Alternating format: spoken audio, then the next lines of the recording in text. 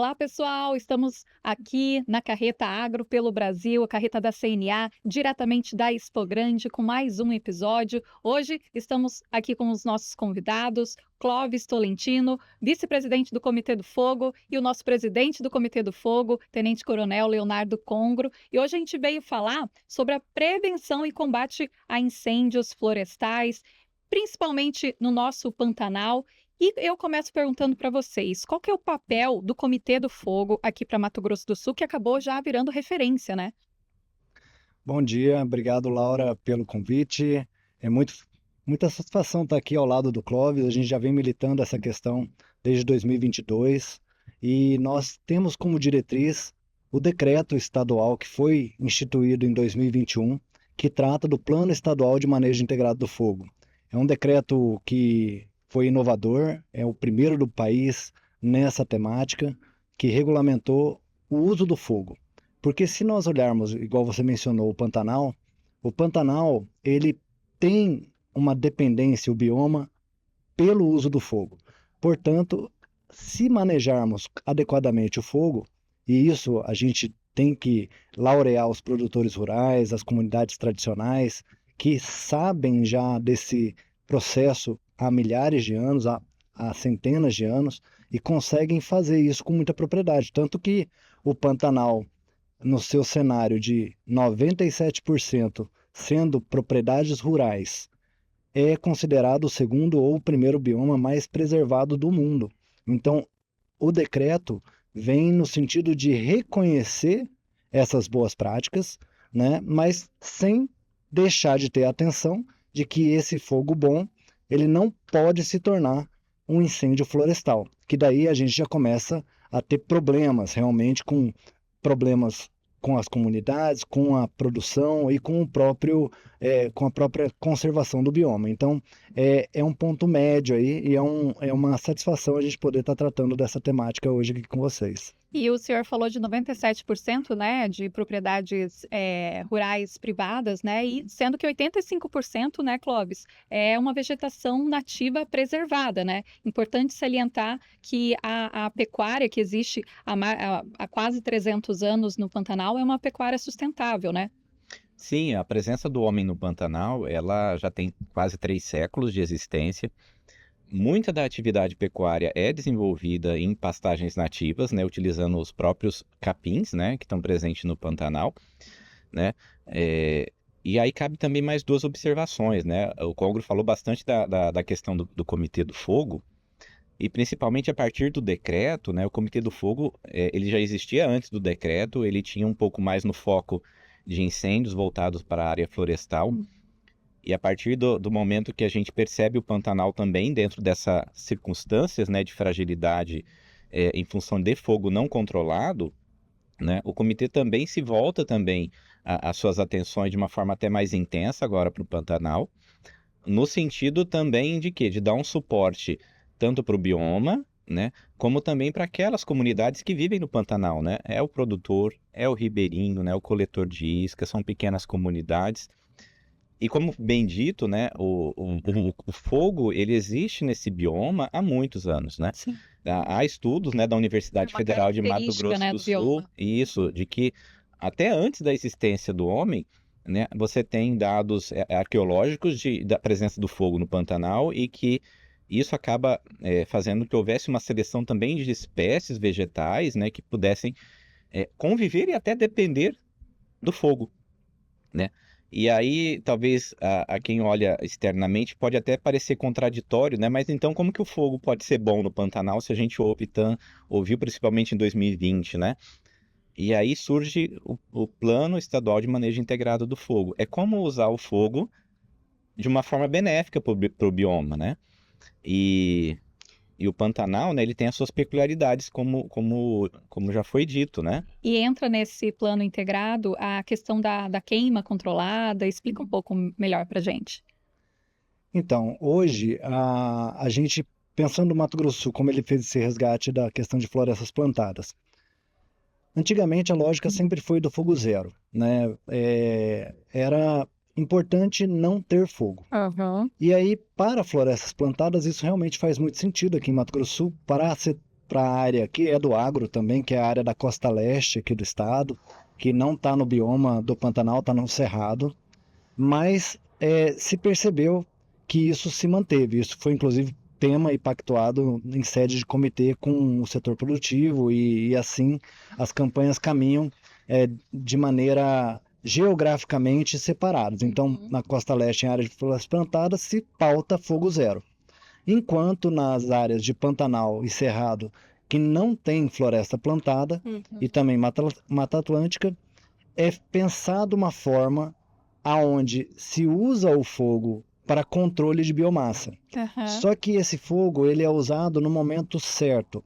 Ele é usado no momento relativamente chuvoso, com características aonde os próprios animais silvestres, até mesmo os de produção, não estão em fase reprodutiva, e aí você consegue fazer um fogo mais brando, que você reduz a biomassa, você permite que esses animais saiam da área sob fogo controlado e sendo feito esse trabalho, e você permite que quando a estiagem chega, ela se estabelece e você realmente cria aquele cenário que a gente chama do triplo 30, né? Com mais de 30 dias sem chuva, umidade relativa do ar abaixo de 30% e temperaturas acima de 30 graus. E aí, quando você cria esse tripé, você tem tudo para virar incêndio florestal. Só que você está com uma biomassa baixa. E nessa biomassa baixa, o fogo, em tese, se acontecer, ele vai ser mais fácil de ser controlado. Certo. Então esse é o grande desafio de você achar esse ponto médio, o momento certo de queimar, o momento de controlar essa biomassa e você evitar os grandes incêndios florestais, que esse é o problema. E aqui é interessante, assim, o uso do fogo, não que o produtor vai colocar fogo na propriedade inteira, né? O PEMIF, né, o Plano Estadual de Manejo Integrado do Fogo, ele define que o produtor lá tem uma área, vamos supor, de 2.000 hectares, ele vai queimar um pedaço dessa área esse ano, outro pedaço outro ano, e monitorando realmente essa carga de biomassa, essa carga de capim. E aí onde ele vai queimar, o decreto estabelece que ele tem que fazer os aceros, né? Ele tem que ter as rotas de fuga para eventuais animais, ele tem que ter os equipamentos para iniciar a queima e também para extinguir a queima, se for necessário. Tem que ter condições climáticas adequadas para isso ser feito, né? Então, na verdade, é uma queima controlada, ou seja, em que você tem o controle dentro desse processo.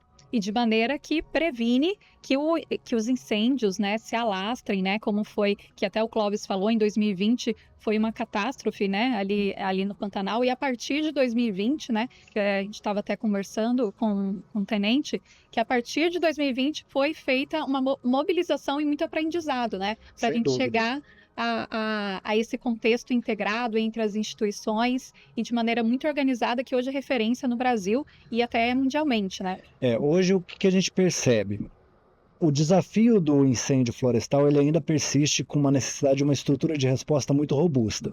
A gente tem percebido a questão do clima nesse novo normal das mudanças climáticas, que, por exemplo, o bioma do Pantanal tem tido um acréscimo de em torno de 0,7 graus por ano na sua temperatura média. Isso é muita coisa e isso realmente gera estamos indo para o 7º ano de estiagem consecutiva do regime normal das águas, aquele Pantanal alagado, bonito, que todo mundo conhece, não está tão fácil de surgir, e aí você tem a biomassa natural de um bioma que usava o regime das águas para extremamente acumulado. Então, e ele é muito resiliente. Quando se pega fogo no Pantanal, você consegue a primeira chuva, praticamente 2, 3 dias depois, você já começa a ver relva verde. Ele é altamente adaptado a esse regime de alto estresse, né? E isso é interessante até para o processo produtivo natural das plantas que tem no Pantanal. Esse alto nível de estresse faz com que surjam, tem frutos que surgem por causa desse regime. Mas, de toda forma, é importante que a gente entenda que essas janelas de queima estão diminuindo,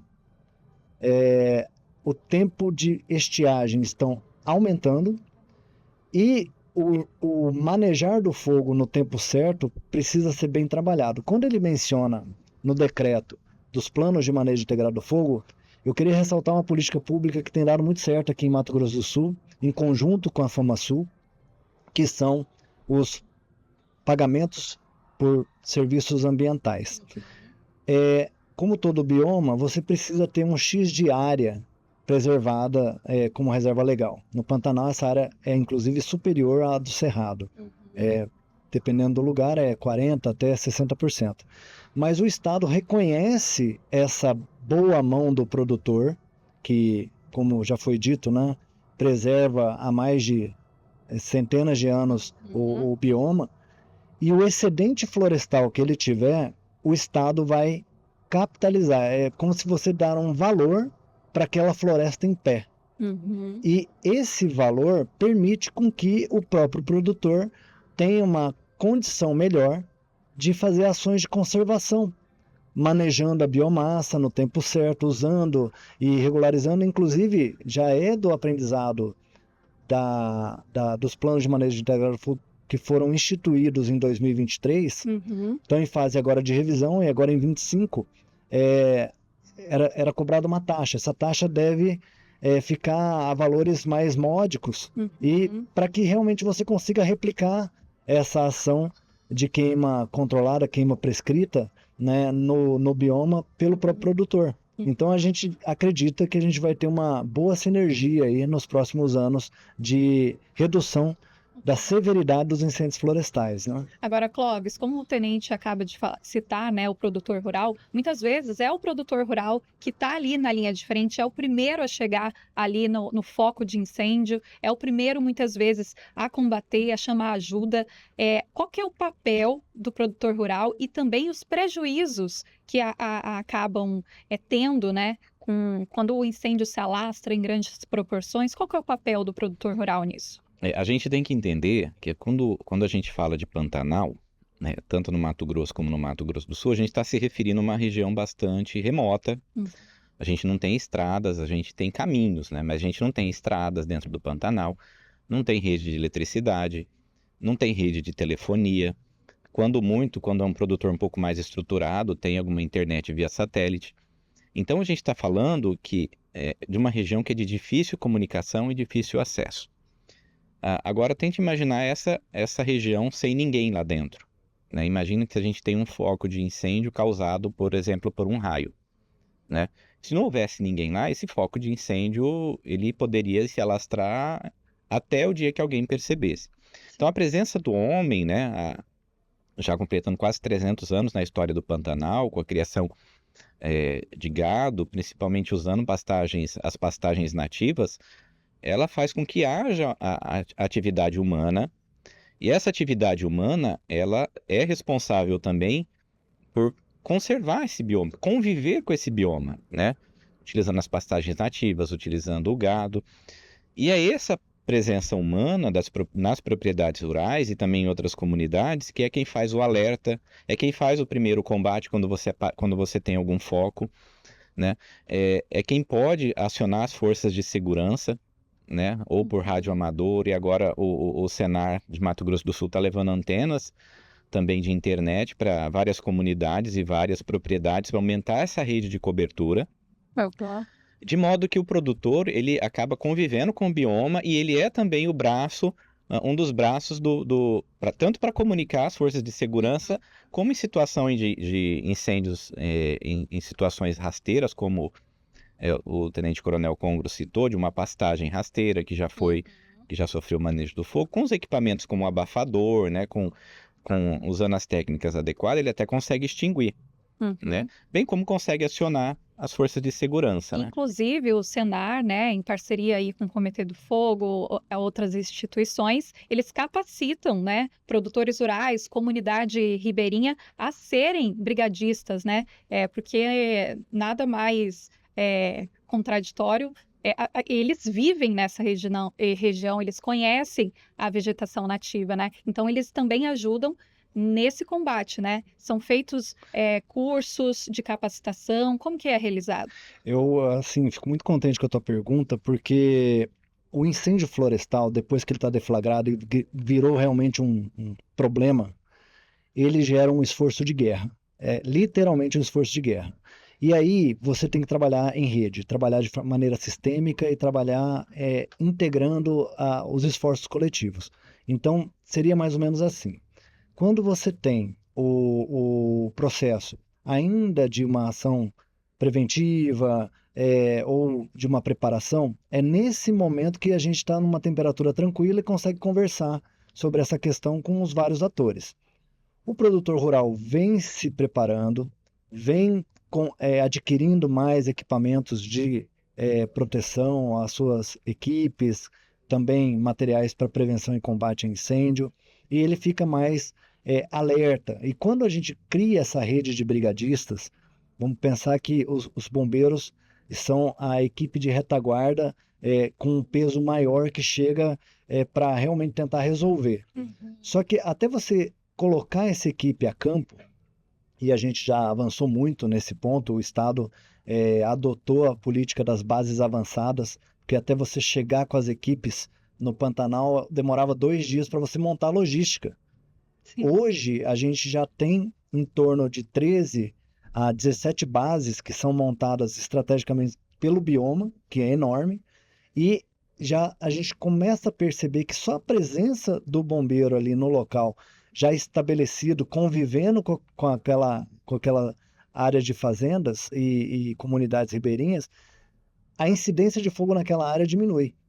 Então, isso já é uma ação, mas o principal, todas essas brigadas, hoje a gente vem buscando meios de integrar num sistema maior, Uhum. que vai cadastrar essas brigadas junto a um sistema de gestão da sala de situação do fogo no estado, de modo que você hoje já é assim.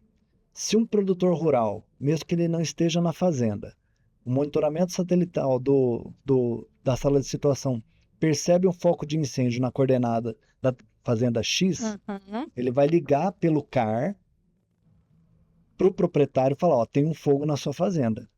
É diferente do antigamente que tinha que ligar o 93 e vai muito e mais tal. rápido essa dinâmica. Muito mais rápida. E qual a outra vantagem?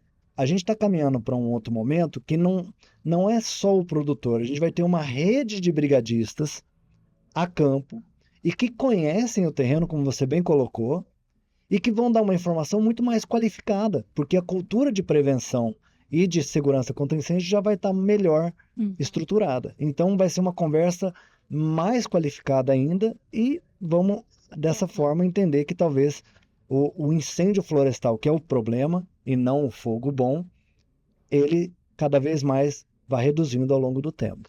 Agora, E o produtor rural ó, que estiver assistindo a gente, que for da região do Pantanal ou até qualquer outra região aqui do estado, se você quer treinar seus colaboradores, você mesmo, sua equipe, procura o sindicato rural, né? O Senar tem o curso de prevenção e combate a incêndios no meio rural. Não tem absolutamente nenhum custo. O instrutor vai até a propriedade, né? Tendo a turma organizada.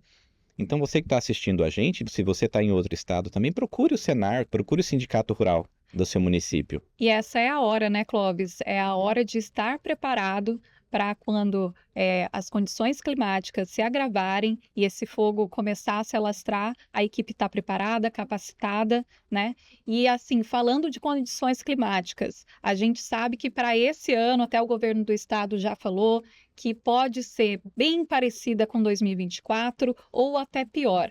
Então, como é que está as medidas, né? O governo do estado já falou, já antecipou medidas, inclusive, com decretos, e como que está a equipe do Comitê do Fogo, toda essa integração entre as instituições para esse ano?